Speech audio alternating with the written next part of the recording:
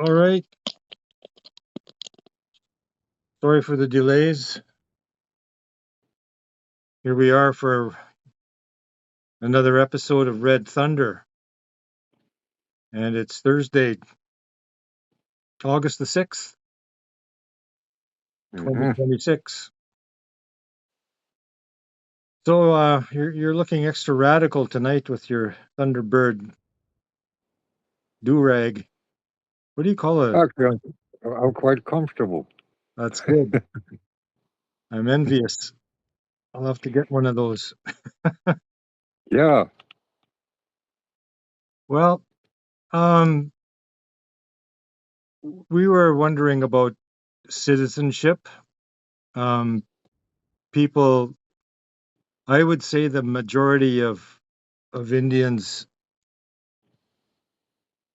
think they're Canadians. They think they're citizens of Canada, and yet they uphold the treaties like I don't know. There's a disconnection there somewhere. What's your take on that? yeah, there's a very serious disconnection involved here because you have some people online uh, saying things that are so contradictory.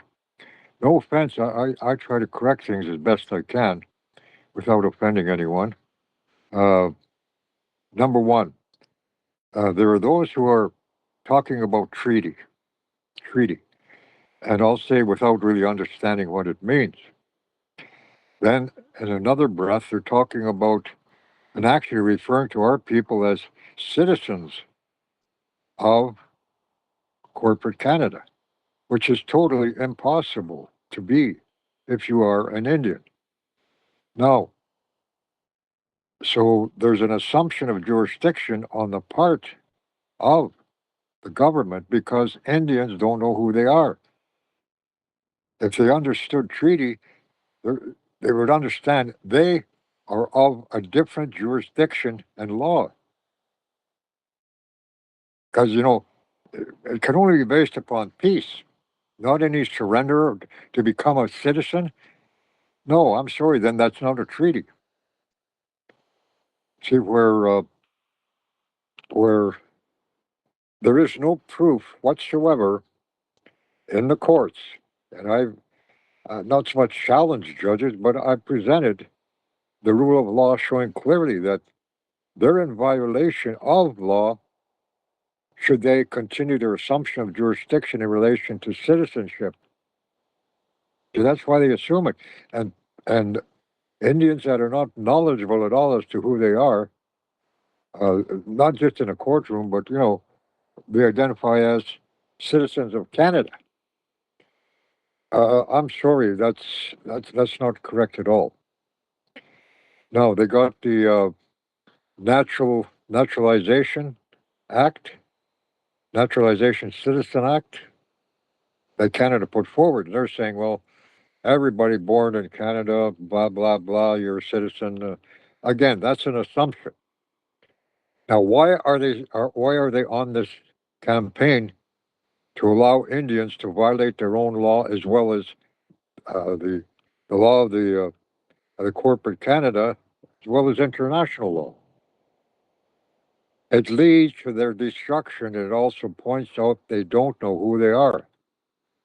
So, taking law as I know it and how it works,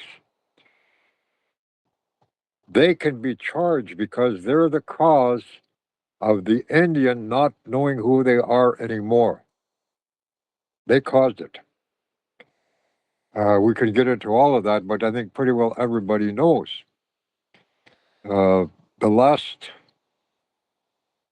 shot at our concept of citizenship was a boarding school system for generation before ours, and then to come up to our generation, they assumed we're all citizens because most of us were totally kept away from understanding who we were. So there's a crime involved there. So I'm trying to encourage people to get it right. You cannot be a citizen of a white civilized nation. It violates the law.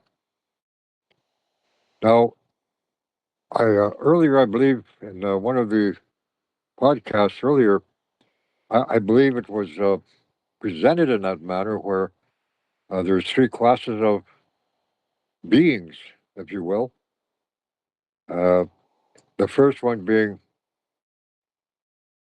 white, civilized, descendant of European, and protected by a constitution. The second classification, that's the inhabitant. The inhabitant has no protection. In other words, for example, these people that identify as Métis, whatever that is, Métis, they're admitting that they don't know who they are. So what does the government do? For the longest time, they were classified as inhabitants. Now, what do they do to inhabitants? Look what they did to Riel because of that lack of identity. He wanted to be in the white world. They wouldn't accept him. Okay? They wouldn't accept him in relation to his identity, although he did get elected into their parliament. They still wouldn't accept it. They still didn't accept him. They hung him for waging war. I think it was 3 counts of waging war against the Crown of England. Now, so you can die and be killed as an inhabitant. So you got to have a look at that. That's non-citizenship right there. Now let's move on to the third classification. That's here in what they call Canada. It's referenced as the Indian. In the United States, it's still on the books as the savage. Okay. Now, the savage or the Indian is the only one in the whole bunch that is the sovereign. But his sovereignty, the Indian sovereignty, is held in trust by the person or the white man. Okay? So an Indian can never be a person. Person applies to the white descendant of European citizen. So if that's simple enough. So the confusion was created by the person in relation to Indian people and mixed blood people. You know, most of the people I know from way back before this Métis thing came around, always identified as a half-breed Indian. Half-breed Indian. You know, we've mentioned that even in the language. What do the people refer to as mixed blood? Apitaugusan, half a son, but still a son. So they leave that out. Half a son. That doesn't leave him in limbo. They're all identifying he's half a son, but he's still a son. So a lot of them, what they do, they allow the government to determine citizenship, which they could never be a citizen of Canada. But the assumption is there because people are ignorant of who they are. So the assumption, call it what you will, it's illegal, whatever. I'm sorry. If you don't know who you are, then they will decide who you are. And that's what's transpired. Well, It's wrong. There's a couple of things with that. Canada uses the Indians who don't know who they are for their own ends. Now, in Manitoba, the Manitoba Métis Federation basically owns half of downtown Winnipeg. They've got all these skyscrapers. They got the old Bank of Montreal at Portage in Maine. David Chartrand's not paying for that out of his own pocket. I would bet, and I think it's a safe bet, that the money is coming from the federal government, Of course it is. you know, to buy the bank for $1 or whatever. And then the Indians down the road at the Bay, the old Bay building, they're being used as well. I mean, I think the biggest thing is for natural resources. Like all the lithium and all the gold and all the uranium is basically what drives hydroelectric power, oil. It's what drives the economy and gives the white man, if you will, economic independence. Exactly. Now, so they made treaties, some with people who they weren't even treaties, Lester. They starved the people in. The ones that held out the longest, they were starved into submission. The other ones who signed early, well, they thought they were making a good deal. Maybe down east they had stronger treaties. You know, the numbered treaties, like some of the people that signed were Christians. And I don't know, I think I've said this before, but those aren't really treaties then. So does No, that mean that title to the land is still in the hands of our women? no, that has got to be reestablished. You see, where you have, you know, let's finish what you were alluding to. Uh, the Métis now are considered as Indians. That's the new proclamation from Ottawa. Oh, you're all Indians now. Métis are Indians. The purpose of it is to further exploit the natural resources that belong to us. They can now claim land. In other words, they can claim Indian title. That was the whole purpose of it. Now, again, the government ultimately decides what lands they can possess. Also, what kind of development, where you have, you have mines everywhere. For example, right here, they just announced it. I think it was 4 days ago. They're going to strip mine coal right from here to Jasper Gates, all the way south into Blackfoot country. Interesting. Now, the only ones who can in any way address it and stop it are signatory tribal people. That's the ultimate. That takes it back to the, as you mentioned earlier, the authority right, which is the matriarchal body of our whole system. Now, the the way that it's addressed right now is the government has full plug all the way. When they make announcements such as they did, I believe it's C9, whatever, where they're saying, or even here, for example, uh, Premier Smith, she said straight out, if there's any kind of civil disobedience on the part of the corporate chiefs, she might as well say it right out, there's going to be arrests. Well, also, she's learning even from us. These people are no longer Indians legally. And I've been trying to tell them for years this is going to come out in the long run. And heads are going to be the first ones on the chopping block in relation to termination. Now, right now, they're being seduced. Both groups.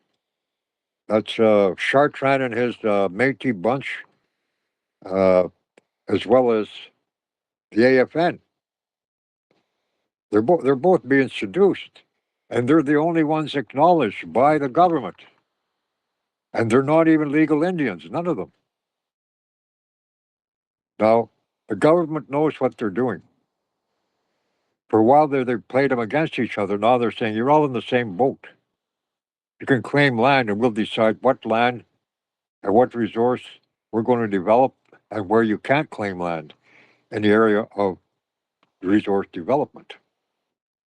It's all a pre-planned setup where people think they have a decision in all of this. They do not. They do not. Now, sometimes I seriously thought about it to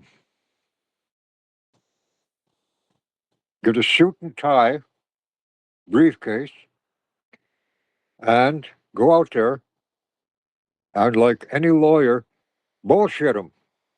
Get big money, because the liars are lawyers, all they can do is cut a deal. They cannot address jurisdiction in relation to the land. They can't. Now, having said that, and they wouldn't, because they'd be committing treason against their own government. Their allegiance as a lawyer, I don't care whether you're an Indian, a black, a Hindu, or white man, you swear your allegiance as a lawyer to the crown. So you're upholding crown law. So don't talk to me about, oh, I'm going to be an advocate for my people with my law degree. You might as well shove it up your jeet for all the good it's going to do with the people. And you can't even go in and cut a deal because your allegiance is gone. So that takes them out of being citizens. Now, where does it leave them? Is they're in limbo. See, a lot of them who are lawyers, of course, they got their money through Indian affairs, educational budgets, blah, blah, university and whatnot. I'm not against that. What I'm against is people identifying falsely and misleading many others. Like one guy online just the other day, he's talking about treaty. And in the next breath, he's saying, he's referring to Indian people as, oh, well, we're citizens. We are not. It can't be. So, if that helps anybody, I'm pleased. But I don't think anybody will accept it. Like I said, I don't have the appearance of somebody that's a fast talker, uses legal terminology nobody really understands, but they think, oh, he knows his stuff. That's all in the box. When I say in the box, that's a serious word when I think of it. It means you're in the box, you're under their law and jurisdiction. I'm trying to pull you out of the box. But most of them are, no, later. We'll see if it works. Doesn't So doesn't doesn't doesn't the Charter of Rights and Freedoms, in which our treaty and Aboriginal rights are inextricably enshrined, does that make people citizens of Canada? no, that gives them further uh, further weaponry for backing up the assumption. Because people give their allegiance, people go for it because they don't know who they are. They still think, oh, I'm an Indian. I do powwow. I do this. I'm still an Indian. I go to sweats. I've heard that so many times it just makes me sick. That does not make you an Indian. It does not. So some are saying, well, I'm still an Indian. I have a treaty. I'm also a citizen of Canada. They might as well out and say that. Not everyone is that ignorant, but the majority are. Why are they not coming back to becoming who they are with the real power that they should have to stop all the madness that is thrown at their people? Instead, what is thrown at them? Dollars and cents. Here's some money. Go away and shut up. I have You to know? I have to stop. My landline is ringing. It only rings for emergencies. Can I just put you on hold for a minute? Sorry Okay. about that. All right.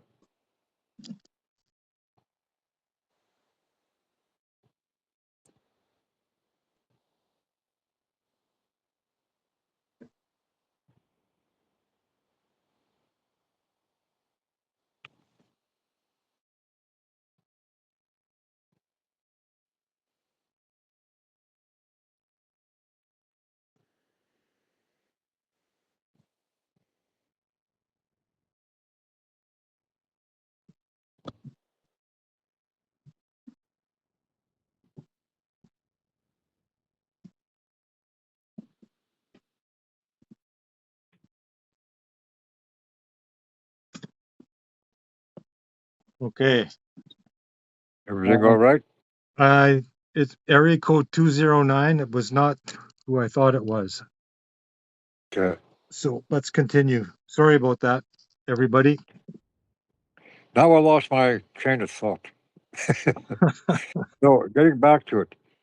So citizenship of the Indian is totally different than the citizenship of the white man. Okay? Hmm. Because you look at it properly, like I said earlier, you can't be a citizen of a white civilized nation if you are an Indian. You can't be. They assume jurisdiction because you're stuck in a situation where, "Oh, I don't know who I am here Well, and who caused it." so See, I'm not blaming the people. I'm not blaming the people.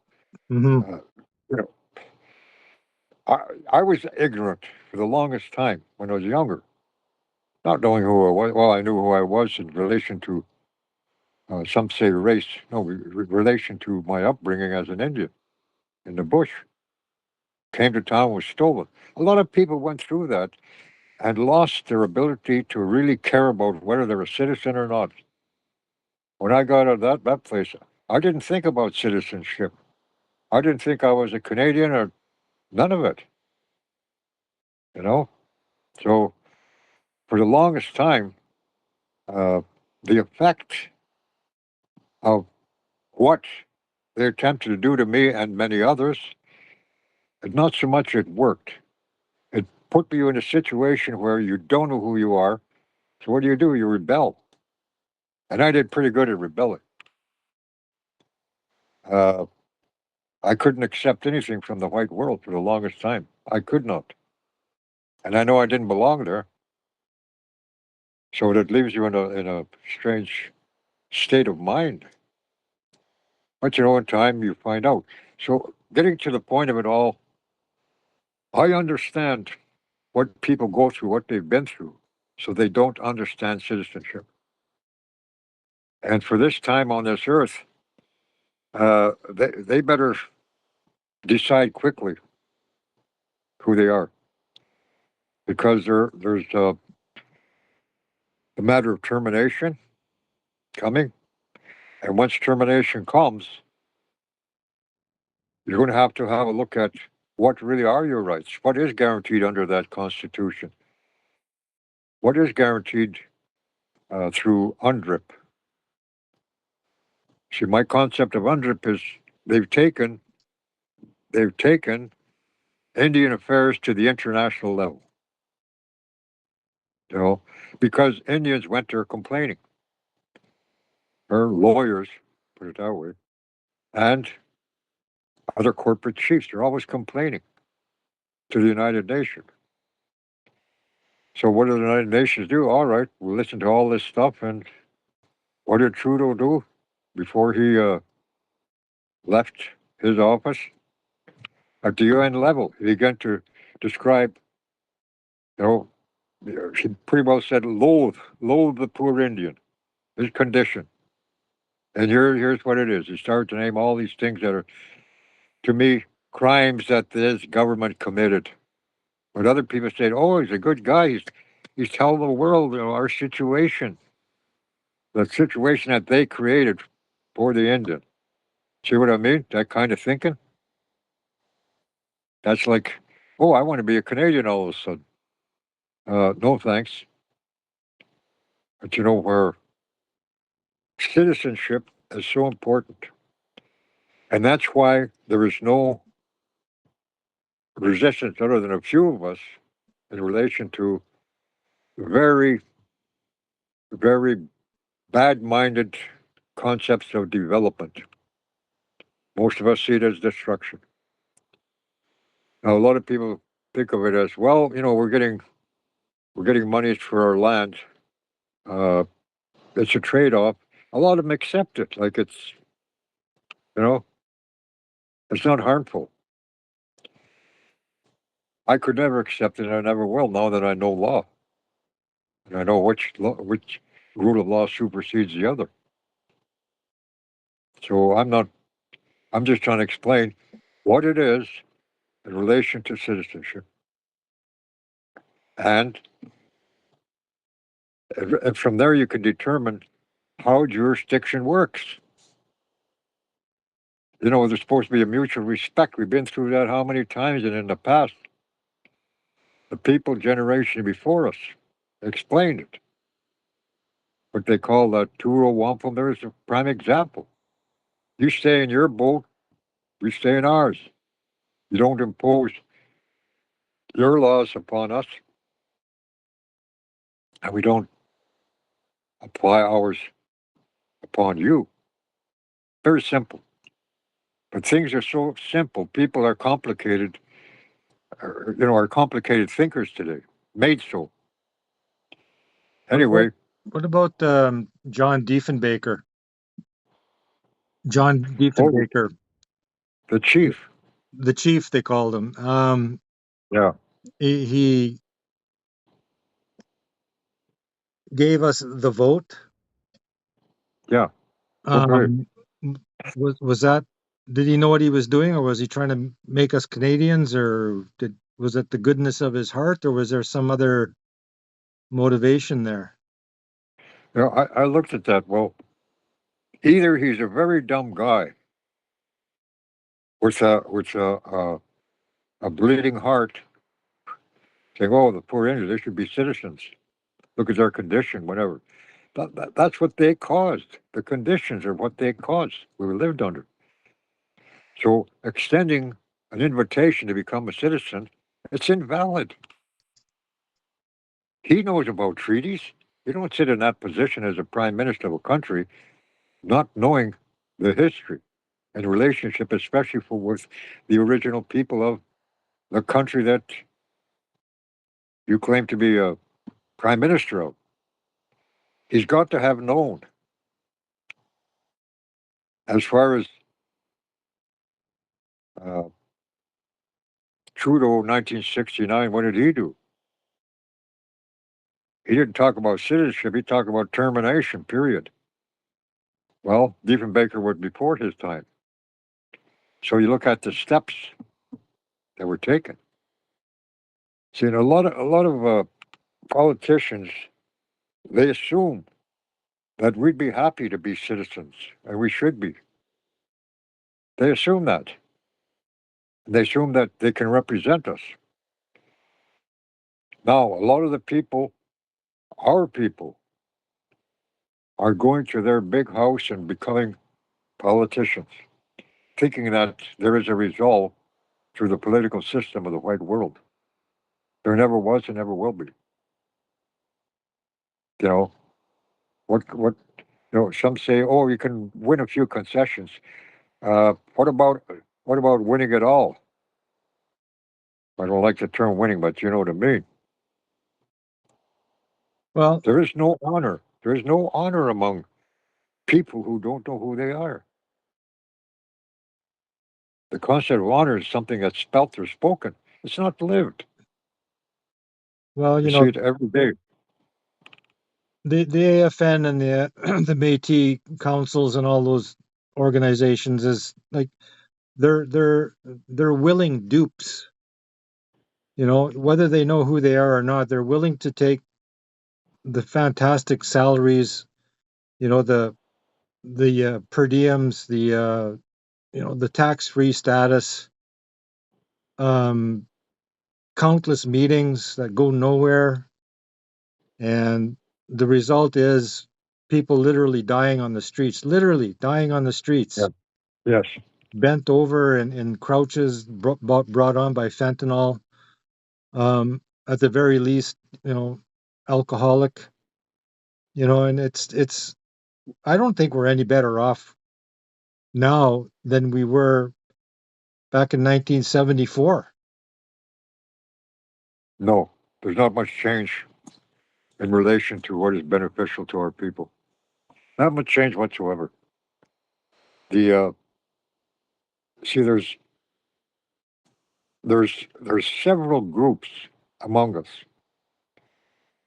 and the purpose of funding these groups is keep them apart from each other. You know, the Métis, well, they're being seduced. Goes on and on and on. You know, look at the amount of monies that are given to the AFN, who are not even a legal body or even legal Indians, period. And the term Indian is correct. We know who we are as Nihil, but in that other world, treaties were made with Indian tribes, not First Nations. It's so obvious to me, the misunderstanding. Also, the misunderstanding is preyed upon by those who want to keep them under their law and jurisdiction. That's the government of Canada. So that's for the few. You pass out the dollars and cents and everybody's happy and they don't question anything anymore because they're controlled again by funding. That's how they're controlled. So we're back to peg one. And those of us who never ever had anything to do with organizations and such, you know, we may have suffered a long time, but in the long run, I feel good that we're still alive. We're still here. We're not going to go anywhere. We can't go anywhere. You know, it's like Trump in the South. What did he want to do? Deport these people. He's talking about the American Indian. This guy is so sick and stupid. But then again, when you look at the people who would not become who were given to be, Meredith worked most of his life in the South. Tried to wake the people up, did the best he can, or he could, I'm sorry. And as far as I'm concerned, he did very well. The reference down south is tribes. That's also misleading. To be a citizen of an Indian tribe, you have to carry a card issued by the Bureau of Indian Affairs. So, and over here, status cards. You identify as a First Nation. Yeah, they used to call them Sure. treaty cards. I There still was call one mine. time. I still call mine a treaty card. Yeah, well, that's what they originally were supposed to be. And they never interfered with your rights. I know my cousins, I go hunting with, I never had any card or any ID to go hunting. I just went hunting. But they went and carried their card. They always carried their treaty card. That was way back in the day. Then it shifted. Again, every shift they make, a lot of people see it, oh, favorable. No, it is not. It's a step, another step towards termination. That's what it is. So the citizenship matter, people have got to decide soon. They got to decide soon. See, when you realize you're protected by a treaty, that becomes your defense. And if in reality that treaty is valid, because you mentioned that, yeah, some were made with Christians, Christianized Indians. They Christianized them purposely, so they would never again really identify as Indians. Well, Most of them don't. so See,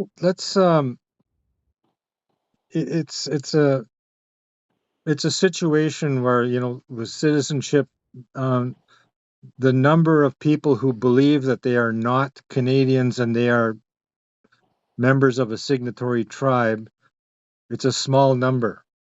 It's a growing number, but it's a small number. mhm. But there are other Indians, as you say, who believe that they are citizens of Canada and they're still Indians and they're still talking about treaties. Now, the treaty groups in Alberta recently changed their names to Assembly of Sovereign Nations or something.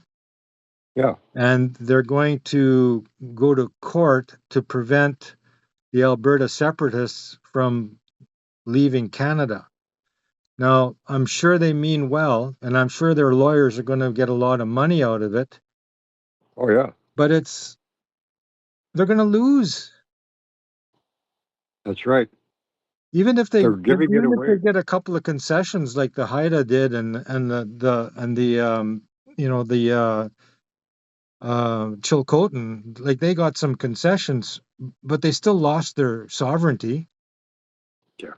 These Indians in Alberta, they're going to lose, even if they win some small technicality. Yeah. They're agreeing See, to play the game under the jurisdiction of the white person. exactly. See, we're there.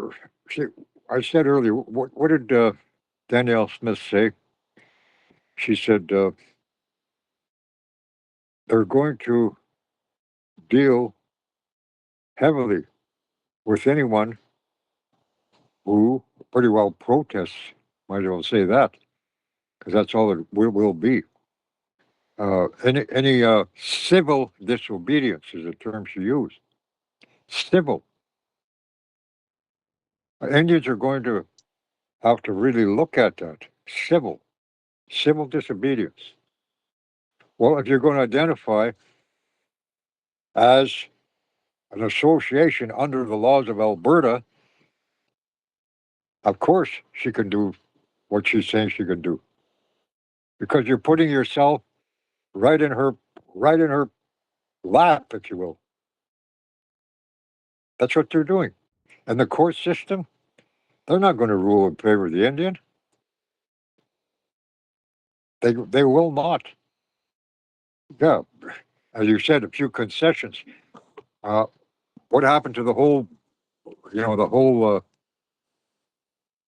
the whole ball game? What happened to the territory? What happened to title and all that? They don't know how to address it because the courts know these are not Indians. These are guys with feathers and no education. I mean, even self-education. They don't have it. You know, you try to help them, they won't listen because they're well paid to begin with. Secondly, to uh, to look at a lot of them, it's an ego trip. These are all young guys. You know, it's just sad to the way they talk, they speak. It's sad. So when they're referred to as tribal leaders, they are not. They're not leaders at all. If anything, they're misleaders. New term. I have to write that down. There's also see for all the complaints that come in against the corporate chiefs. Well, that does include all of them, but it still doesn't look good for them to continue the system they know it's not in their favor. Because if they're good people towards their people, they're not going to get as much as those who are against their people. Because there are many who are against their own people. I came from Blackfoot again last week. That's pretty sad. It's pretty obvious. There are those, and I've got some numbers. There are those who are holding down 100,000 a year jobs, and then there are those who can't even get welfare. There are those who are without any housing. As you mentioned, it's so obvious there. They're in the city but begging. A lot of them are not on drugs. They're just destitute. And majority, they turn to drugs because of their destitute situation. So in all of this, it could be resolved if there were people in positions such as these chiefs or thieves sharing the wealth. There's nothing wrong with being a Robin Hood. Do it. You'll be loved for it rather than hated by your own people. You know, I would. I'd rather be a Robin Hood. The point of it is, in all of this, the control still remains with the corporate government of Canada. That's it. And they're also the cause of the situation we're talking about right now. Mm-hmm. And those who don't listen, I don't care if we get 100 hits or 10,000 hits or 5 hits, because the people who do respond, they're very serious people, and they seem to understand what it is that we present here on Red Thunder. I'm pleased with them. So just like when I go out to teach, there may not be many, but the people are committed. Very, very few people turn away. Now, there's another matter that I think we should deal with. Uh, there's there's different areas right now. For example, after this burn, now here we are again. Indian reservations are being burnt out. We know this. If you look at where the fires are being set purposely, and they better be careful. They're going to suffer. They're trying to blame the thunders. They're all claiming, oh, the thunders. The thunder started the fire. No, there's too much evidence pointing out that these fires are set purposely. If you're going to put in the smart cities, you have to drive the population into areas where they become totally dependent. Look at the relocation of the past. It's the same thing, only this time with fire. They're relocating people. It's like a continuation. They left, they laid off for a while, but it's a continuation. Indians are being replaced, or, removed, urbanized. They'll build them small towns, whatever they figure is going to control them. It's really sad. So the thing is, I don't like to just talk about the problems that we're up against, or the problems that we acquire from a world we don't belong in. But some has somewhat of a hold on a lot of us. Now, people, you could go online and people are saying, all right, pretty soon they're going to make your backyard home garden illegal. Well, they're already doing it. They're selling seeds that don't go to seed. They're selling, for example, uh, they're genetically altered watermelon, for example. You don't see any seeds in there. And if you do, they won't go to seed. They're genetically modified, altered from the original state, natural state. That's control.